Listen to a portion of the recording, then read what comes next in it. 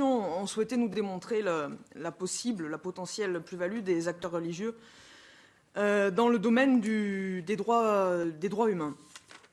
Vous me permettrez néanmoins de relever que le rôle des acteurs religieux dans la promotion et le respect des droits humains n'est pas toujours aussi évident qu'on voudrait nous le faire croire.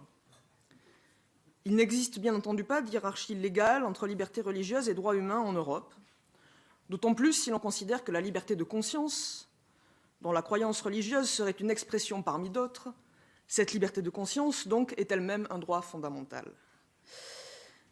Pourtant, il arrive que certains principes religieux entrent, ou en tout cas soient utilisés, en contradiction directe avec le respect de ces mêmes droits. Je vais vous en donner quelques exemples. Je pense en particulier à la sécurité et la santé des Européens, et plus particulièrement à la santé et la sécurité des femmes et des minorités sexuelles.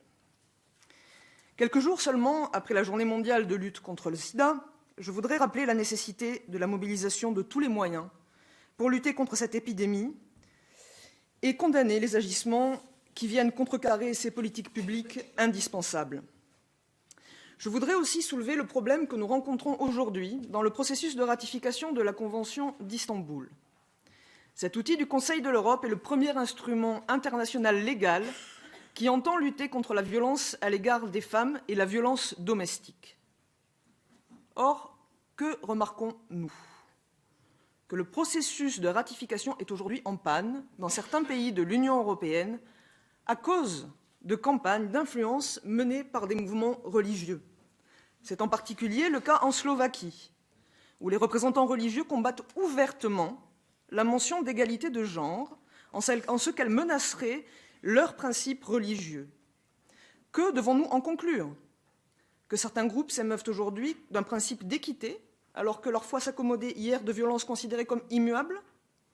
Sommes-nous encore obligés de rappeler que c'est la violence qui est un danger pour la famille et non pas l'autonomisation des femmes ? Ces deux exemples illustrent à quel point l'affirmation de la part des groupes religieux de leur engagement en faveur des droits humains ne saurait suffire à garantir ni leur respect ni leur progression.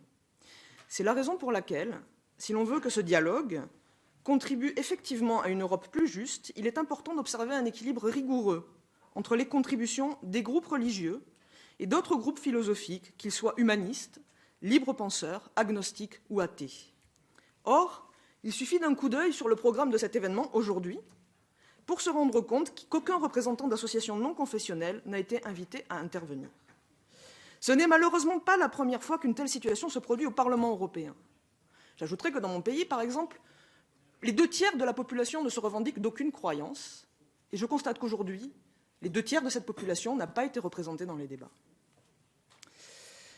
Ces manquements répétés sont la preuve d'un déséquilibre flagrant quant au traitement accordé aux associations philosophiques et qui est tout à fait contraire, à mon avis, à l'esprit de l'article 17.